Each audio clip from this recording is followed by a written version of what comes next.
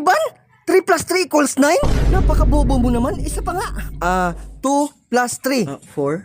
4? Pambihira, ang bobo mo talaga. Yan kasi ayaw mong pumasok nung nag-aaral ka pa eh. O sige, ito kunwari, may isang baboy ka. Ha? Isang baboy ka. Tapos may isang baboy ako. Pag pinag-isa yan, anong tawag dyan? Birthday party? Jesus. Mahal naman, wag mo naman akong iwan. Tatalikuran ko tropa ko para lang sa'yo. Wag mo lang akong iwan. Pre, tara, shot! Ingat ka ha. Sana makahanap ka ng magmamahal sa'yo.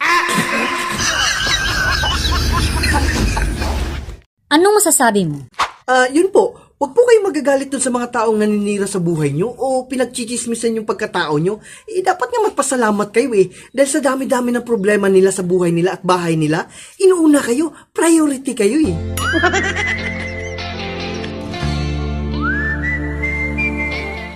Anong masasabi mo? Ayos po.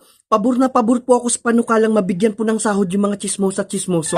O tawagin natin sa pangalan nilang mga marites. Oo, dahil ang hirap din ng talent nila Biruin nyo, kaya lang gumawa ng kwento o dagdagan yung kwento para siraan yung isang tao.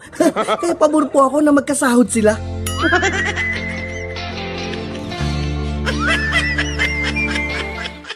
Pare, pre, high blood ata ako. Bakit?